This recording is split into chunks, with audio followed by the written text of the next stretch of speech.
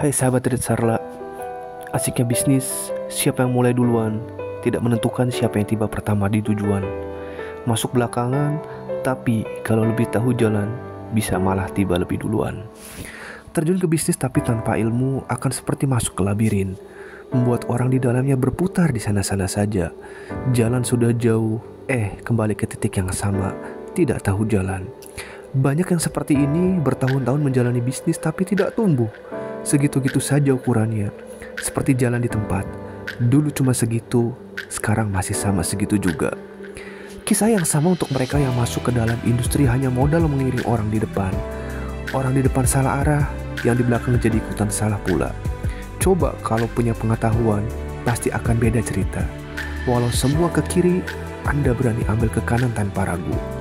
Jangan tanggung kalau belajar, sekalian saja belajar sampai di level ahli. Miliki pengetahuan dan kemampuan di atas rata-rata pemain lainnya.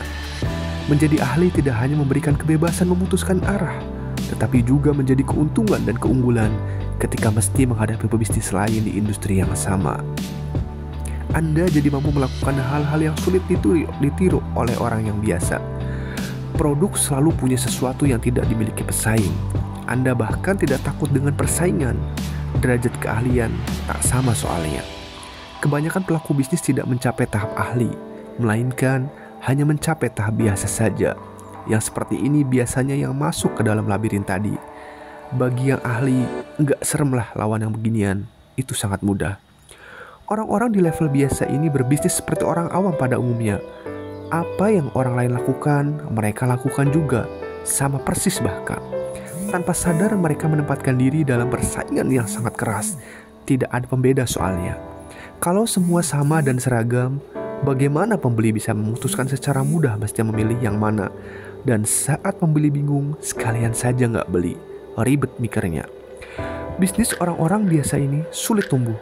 Pasarnya terbagi banyak untuk orang di kanan, juga di kiri. Untuk yang di timur, juga di barat, sampai yang di utara dan di selatan kebagian. Ramai-ramai makan di satu piring yang sama.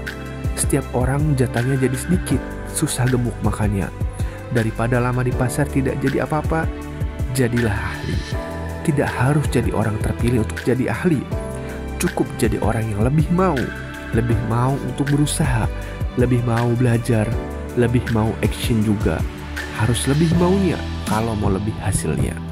Hal-hal baik seringkali datang dari kesulitan-kesulitan besar, dan sebaliknya hal-hal buruk datang dari apa yang dikira kebaikan. Jangan terlalu cepat menilai dan menarik kesimpulan. Nyamuk mati oleh tepuk tangan. Semut mati tenggelam dalam genangan gula. Buaya disembelih karena banyak yang memuji kulitnya. Pujian, kenyamanan, penilaian yang baik bisa membuat orang terlena, jatuh, bahkan celaka. Sementara apa yang dianggap sebagai kesulitan, beban, tekanan, seringkali malah menjadi pemacu untuk perubahan yang baik. Sebotol anggur yang mahal dibuat dengan memasukkan anggur dalam penggilingan untuk dihancurkan dan diperas. Sebutir berlian yang berharga tinggi muncul dari sebongkah karbon yang tertanam dalam tanah bertekanan jutaan tahun lamanya. Sebuah vas cantik yang dihargai mahal oleh kolektor adalah tanah liat yang dibentuk dengan dipukul, diremas, diputar pada kecepatan tinggi, lalu dibakar. Hidup seringkali keras kepada seseorang bukan sekadar untuk dihancurkan, melainkan untuk mengeluarkan apa yang terbaik dari dirinya. Saat Anda panik, berpikir sedang dikubur hidup-hidup, bisa jadi sebetulnya Anda adalah bibit yang sedang ditanam untuk kemudian tumbuh menjadi tunas yang kelak menjadi pohon besar berbuah lebat. Jadi, kapanpun Anda berpikir sedang dihancurkan, ditekan, atau berada dalam situasi yang sangat gelap, bisa jadi sebetulnya Anda sedang disiapkan untuk menjadi sesuatu yang lebih baik. Semua butuh waktu untuk menunjukkan hasilnya. Jangan tak sabar dan menjadi matang sebelum waktunya. Nanti cepat jatuh ke tanah dan membusuk di bawah sana. Hidup itu bukan pertandingan. Ini yang harus kita sepakati dulu. Sehingga dalam melihat orang lain dan diri kita bukan sebagai rival, tetapi teman seperjalanan. Setiap dari diri kita memulai kisah perjalanannya dengan garis start yang berbeda-beda. Ada yang lahir di keluarga kaya, dan ada yang lahir untuk membuat keluarganya jadi kaya. Dalam statistik, Membandingkan itu adalah kondisi variabel yang serupa, sehingga hasil pengukurannya pun betul. Mengukur sesuatu yang memang tidak sama dari awal adalah suatu kesalahan. Mengukur seberapa baik pencapaian Anda bukan atas apa yang Anda capai versus apa yang orang lain capai. Ini adalah bias, tidak valid, karena angka dan nilai yang dicapai oleh orang lain Anda tidak pernah tahu. Cuma mau mengukur dari apa yang terlihat? Kalau Anda ketemunya sama orang kaya yang gak mau expose, Anda seperti membandingkan diri Anda versus ketinggian langit. Nggak bakal bisa. Ukurlah diri Anda versus diri Anda. Itulah yang paling baik. Maksudnya gimana? Ukurlah apa yang sudah Anda capai hari ini versus apa yang sudah Anda capai sebelum ini. Bandingkanlah diri Anda hari ini versus diri Anda di hari kemarin. Diri kita itu versus diri kita sendiri. Apakah keadaan sekarang lebih baik dari kemarin? Ataukah sama saja? Atau malah lebih baik yang kemarin? Jika hari ini lebih baik, itu artinya Anda mengalami kemajuan. Dan jika hari ini sama dengan kemarin, Anda tidak ada kemajuan. Hari ini lebih buruk dari kemarin, Anda mengalami kemunduran. Untuk apa kita mengukur diri sendiri? Sebagai bahan evaluasi, apakah langkah dan keputusan penting yang terakhir yang diambil itu benar atau salah? Apa yang benar diteruskan? Apa yang tidak membawa perubahan dan malah mendatangkan kemunduran? Ubah, jangan dipakai lagi. Kalau ada kesalahan, bisa diperbaiki dan bisa ketahuan secepatnya. Membandingkan diri sendiri dengan diri sendiri itu banyak manfaatnya. Tetapi, membandingkan diri sendiri dengan orang lain nggak penting banget. Kalau lebih baik kenapa? Mau sombong? Hei, ingat, orang sombong itu seperti dia yang berada di atas gunung, melihat orang lain di bawah kecil.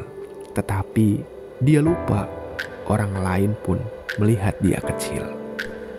Tahun baru telah tiba, namun ada penelitian yang mengemukakan bahwa hanya ada 8% orang yang berhasil mencapai resolusi tahun baru mereka, sedangkan 92% lainnya tidak.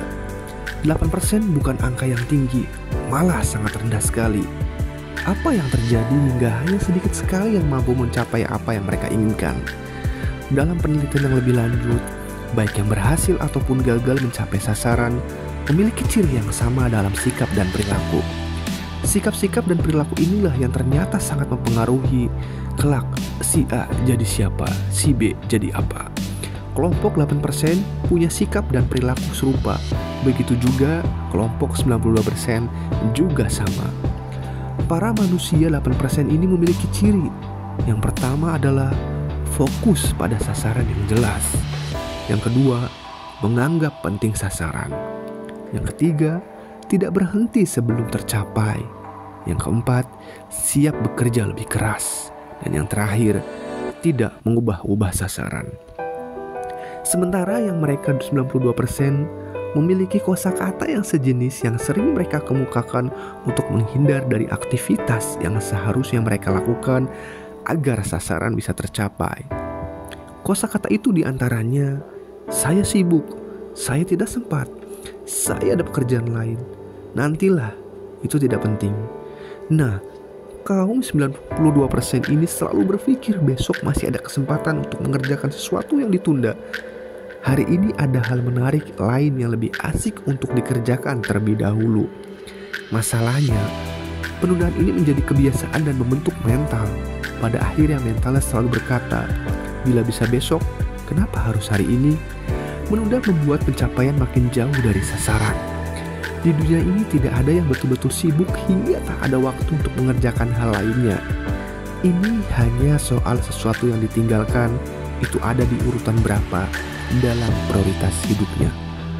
Mereka yang betul-betul menginginkan sesuatu akan menemukan caranya, sementara yang tidak betul-betul menginginkannya hanya akan menemukan alasan. Kalau Anda manusia yang mana? 8% atau 92%? Lalu, apakah tolak ukur suatu bisnis bisa dibilang lancar dan berjalan baik? Seperti apakah? Bila suatu bisnis bisa lancar membayar gaji, lancar bayar utang dan bunga, setiap tahun ada laba, omset selalu stabil atau naik, piutang lancar terbayar, stok jumlahnya pas, keluar masuk karyawan gak tinggi, jarang ada masalah hukum atau masalah dengan pihak ketiga, komplain rendah, kecelakaan rendah, staf dan karyawan jujur dan berdedikasi. Bisa ketemu 10 kondisi seperti ini, sering-seringlah bersyukur. Bisnis itu boleh dibilang lancar. Lancarnya suatu bisnis sebetulnya tidak terjadi dengan sendirinya, melainkan hasil keputusan manajemen yang benar dan tepat di masa lalu. Jika mau tahu seberapa baik Anda mengambil keputusan, lihat bagaimana jadinya bisnis Anda saat ini. Bila bisnis berjalan lancar, keputusan yang dibuat banyak yang benar. Namun, bila saat ini banyak yang macet dan sering kusut, keputusan di masa lalu banyak yang gak tepat. Begitu juga bisnis kita di masa depan. Akan jadi seperti apa, juga tergantung dengan keputusan yang dibuat saat ini. Dan sebaik-baiknya keputusan yang dibuat adalah keputusan dengan tujuan agar bisnis kita di masa mendatang lebih baik daripada bisnis kita di masa kini. Yang sudah lewat, jadikan pelajaran. Setidaknya hari esok tidak kita mulai dengan pengalaman nol sama sekali, melainkan dimulai dengan pengalaman yang sudah didapat hari ini. Jadi ingat sama satu lagu, harta yang paling berharga adalah pengalaman. Siapapun itu, kalau buat bisnis pasti maunya terus untung, langgeng, dan lancar, minim masalah. Tetapi kenyataannya 7 dari 10 bisnis baru akan mati sebelum tahun pertama berlalu. Lah, penyebabnya banyak, mulai dari kalah saing, tidak terurus, tidak dapat pembeli, tidak dapat untung, sampai terkendala masalah izin. Agar tidak menghadapi masalah yang sama dengan mereka yang bisnisnya mati muda, pertimbangkanlah 7 kriteria di bawah ini sebagai pedoman pemilihan bisnis yang akan Anda masuki. Yang pertama adalah market size. Ukuran pasar tidak boleh terlalu kecil, apalagi daya belinya rendah pula. Pasar yang ukurannya imut kerja keras gimana gak akan buat kaya. Pilih yang ukuran pasarnya besar dan ada daya belinya. Yang kedua adalah tingkat untung. Hati-hati cuma kerja bakti, nggak dapat duit. Bisnis dengan tingkat kompetisi parah membuat untung cuma bisa seiprit. Pilih yang masih menjanjikan tingkat keuntungan yang sehat, ya minimal di atas 30%. Yang ketiga adalah resiko terukur. Semua bisnis itu pasti ada resikonya, tapi ibarat luka, ada yang buat mati dan ada yang cuma gores saja. Jangan pilih bisnis yang bila gagal sampai membuat susah dan melarat. Banyak kok aman tapi bisa buat sejahtera. Kriteria yang keempat adalah tingkat kompetisi. Cek dulu jumlah pemain di pasar yang kita mau masuki. Bila tak bisa dihitung lagi, coba belok sedikit. Cari pasar yang lebih spesifik. Pasar terbaik itu yang pembelinya banyak, pesaing langsungnya sedikit. Yang kelima adalah faktor suka. Ya, faktor sederhana tapi penting. Mengerjakan apa yang disukai memberikan energi yang berlimpah. Tidak mudah capek dan cari duit serasa lagi main saja. Mengerjakan sesuatu yang tidak disukai membuat cepat lelah dan banyak makan emosi. Ketemu masalah malah buat cepat nyerah. Selanjutnya adalah regulasi. Regulasi itu aturan main, garis batas. Pilihlah bisnis yang tidak menyerempet aturan di sana-sini. Duit bisa hilang nih bila bisnis sampai ditutup regulator. Dan pilih yang mudah dipenuhi syarat regulasinya. Selanjutnya adalah barrier to entry. Artinya, halangan untuk masuk. Pilihlah bisnis yang tidak semua orang bisa masuk dan kerjakan. Makin banyak yang bisa, makin kecil untungnya. Pilih pasar yang mensyaratkan ada skill dan syarat khusus untuk bisa masuk. Gunakan 7 kriteria ini sebagai pedoman. Tidak harus terburu-buru memutuskan bisnis apa yang akan Anda kerjakan. Bisnis begitu diluncurkan sudah seperti peluru, tidak bisa stop di tengah jalan. Targetnya harus terkena sasaran. Kalau meleset, sayang pelurunya, mahal. Saat ini, jumlah pengusaha Indonesia baru sekitar 3,4% dari total populasi sekitar 9,37 juta dari 275 juta jiwa. Terbilang sedikit bila dibandingkan dengan Singapura yang sudah 7% dan Malaysia yang sudah 5%. Kalau disuruh pilih, lebih banyak orang kita yang memilih bercita-cita jadi PNS dibanding pengusaha. Alasannya simpel, jadi PNS ada dana pensiun. Dipikir jadi pengusaha nggak ada pensiun apa? Bukan nggak ada, tetapi konsep pensiun untuk pengusaha itu beda. Perbedaan ini sayangnya nggak banyak diajarkan di sekolah-sekolah, apalagi di keluarga yang bukan dengan latar belakang pengusaha. Tanpa konsep pensiun, pengusaha ada yang menghabiskan waktunya untuk kerja dan cari duit hingga game over dari dunia. Sayang aja hidup jadi untuk kerja, bukannya kerja untuk hidup. Kenapa konsep pensiun pengusaha dan PNS disebut berbeda? Karena pensiun ala pengusaha itu tidak di usia 55, tapi kapanpun bisa. Syaratnya, sudah punya sumber penghasilan pasif yang bisa membiayai hidup dan gaya hidup. Nah, untuk mencapai tujuan ini, makanya si pengusaha ini membangun aset. Rupiah demi rupiah dikumpulkan untuk kemudian ditukar menjadi aset-aset yang akan menjadi sumber penghasilan di masa pensiun mereka. So, bukan cuma makanin uang tabungan sampai habis. Konsep kuno kalau cuma gitu. Aset yang dimaksud di sini adalah segala sesuatu yang bisa menghasilkan pendapatan dengan keterlibatan minimal dari si pengusaha. Kalau masih banyak terlibat, nggak pensiun dong, cuma ganti kerjaan jatuhnya. Tipe aset yang dikoleksi misalnya kos-kosan, ruko, dan properti lain untuk disewakan, dividen saham dari investasi bisnis, bunga deposito. Jumlahnya ditargetkan sampai mampu membiayai hidup dan gaya hidup yang diinginkan. Selama belum tercapai, semua usaha fokusnya ya untuk kejar sampai target tercapai. Kalau sudah tercapai, urusan pensiun barulah aman. Sudah bisa gantung sepatu, tukar sama sandal pantai, menikmati hari bersama teman dan keluarga. Urusan dunia serahkan sama yang lain saja. Nggak akan pernah berhenti ada masalah. Gantian yang lain yang mikirin solusinya. Cara orang kaya mengumpulkan kekayaan beda dengan orang biasa mengumpulkan kekayaan. Orang biasa mengumpulkan kekayaan dengan kerja pakai kedua tangannya. Sementara orang kaya selain kerja sendiri juga suruh orang lain dan uangnya untuk kerja mengumpulkan kekayaan bagi dirinya. Makanya kecepatan pertumbuhan kekayaan orang kaya dan orang biasa pasti berbeda. Orang biasa dananya tumbuh secara linear, 1 ke 2, 2 ke 3, 3 ke 4, dan seterusnya. Sementara orang kaya dananya tumbuh secara eksponensial, dari 1 tumbuh ke 5, 5 tumbuh ke 15, 15 ke 45, dan seterusnya. Orang kaya siapapun itu kalau ditanya dan mau jawab jujur, pasti punya lebih dari satu sumber pendapatan untuk mengisi pundi-pundi kekayaannya. Berikut ada 7 jenis pendapatan yang menjadi sumber kekayaan orang kaya yang semoga bisa menginspirasi. Yang pertama adalah pendapatan hasil kerja.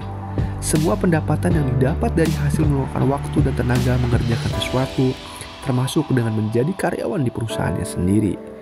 Pendapatan yang kedua adalah keuntungan usaha, keuntungan yang didapat dari hasil jual beli dan bisnisnya. Yang ketiga, kenaikan modal adalah keuntungan yang didapat karena kenaikan harga aset, misalnya harga emas, properti, karya seni, perhiasan. Keuntungan tipe ini baru jadi uang ketika dicairkan dengan dijual misalnya. Yang keempat adalah pendapatan sewa. Adalah keuntungan yang didapatkan dari penyewaan properti yang dimiliki oleh pengguna, misalnya sewa rumah, sewa ruko, gedung, gudang, kos-kosan. Pendapatan yang kelima adalah pendapatan bunga. Adalah pendapatan yang didapat dari bunga atas uang yang disimpan atau dititipkan di suatu lembaga keuangan. Pendapatan yang keenam adalah investasi. Adalah pendapatan yang dihasilkan dari berbagai portofolio yang dimiliki, baik dalam bentuk pembayaran dividen, kupon, maupun kenaikan nilai paper aset seperti obligasi, reksadana, dan saham. Selanjutnya adalah pendapatan royalti. Adalah pendapatan yang dibayarkan orang karena penggunaan karya intelektual dan hak cipta, misalnya royalti atas franchise buku, lagu, hak paten. Orang kaya setidaknya memiliki 5 dari 7 sumber pendapatan di atas untuk mengisi rekening mereka. Pendapatan-pendapatan ini terus bekerja mengisi rekening mereka sampai gendut, termasuk ketika mereka sedang tidur. Nggak seperti orang susah yang malah hutangnya yang naik ketika sedang tidur, bangun-bangun saldonya minus. Sedia payung sebelum hujan, sedia dana sebelum tua. Kalau sudah tua, semangat mungkin ada, tetapi tenaga tak punya. Mau kerja apa juga sudah susah. Kelas pekerja bila sudah masuk usia pensiun di 55 tahun, masih tak simpan cukup dana. Bahaya. Risiko hidup susah di masa tua, bisa-bisa duit di masa tua, beli minyak angin pun tak punya. Ini adalah sebuah hitung-hitungan matematis, simulasi semisal semua doa dan ucapan panjang umur orang pas Anda ultah dikabulkan. Kita akan bacakan. Umur rata-rata orang Indonesia menurut BPS adalah sekitar 72 tahun. Artinya, selepas masuk masa pensiun di 55 tahun, Anda masih perlu menjalani hidup minimal 17 tahun lagi. Lepas pensiun, semua biaya dan keperluan hidup tidak ikutan pensiun, tetap dan malah nambah karena kena inflasi. Makan tetap sama, sehari 3 kali, tapi buat beli beras bisa sama nilai duitnya di tahun ini dengan tahun depan. Kebutuhan terus ada, tapi penghasilan kalau berhenti total, tak ada sumber penghasilan lain. Hidup paling hanya ditunjang oleh program mantap alias makan tabungan. Dana bansos dari pemerintah dan anak, anggap tak ada saja dulu. Kalau dikasih ambil, tak dikasih tidak diminta. Berdikari demi harga diri. Terus, berapa dana di tabungan yang harus kita punya? Gini hitungannya, setahun 12 bulan, 17 tahun ada 204 bulan. Jika berdua sama pasangan dengan gaya hidup paling sederhana, tidak boros, anggap selalu sehat dan tak pernah sakit, maka untuk menunjang kehidupan selama 17 tahun ke depan, bila 1 bulan harus keluar 3 juta, artinya 3 juta kali 204 bulan, minimal punya tabungan 612 juta. Bila sebulan keluar 5 juta, maka 5 juta kali 24 bulan, minimal punya tabungan 1,02 M. Sok kasam angkanya, cuma 3-5 juta lo sebulan. Enggak mewah, tapi ternyata perlu menyiapkan dana ratusan juta hingga miliaran untuk masa tua. Pertanyaannya, sudah ada belum dana pengaman sejumlah itu untuk hari tua Anda? Kalau belum ada, lalu apa rencana Anda untuk membiayai hidup di masa tua? Tidak mau Anda pikirkan pun, tetap masa tua itu akan datang menyapa. Tiba-tiba saja dia sudah colek dan sapa, makan apa hari ini? Kalau tidak siap, kemiskinan dan kesusahan sudah mengintai. Saat itu cuma ada sesal membatin. Andai dulu di masa muda menyiapkan segalanya. Memang penyesalan selalu datang di akhir. Kalau di awal, itu namanya pendaftaran.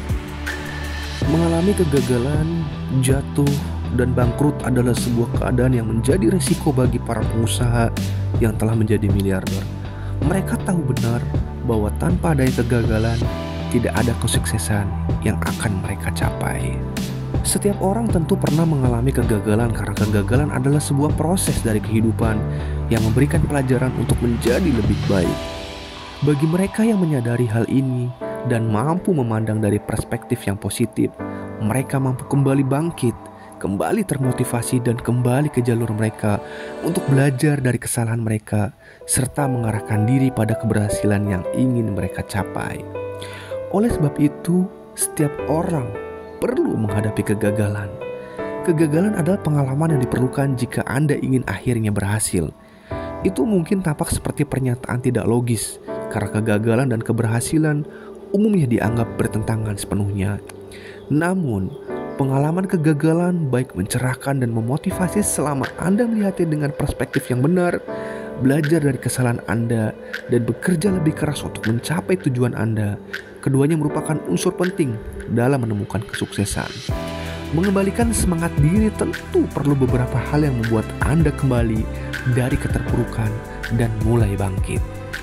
Jika Anda adalah seorang pengusaha yang sedang menjalankan bisnis dan tengah mengalami kegagalan, ingatlah bahwa Anda tidak sendiri.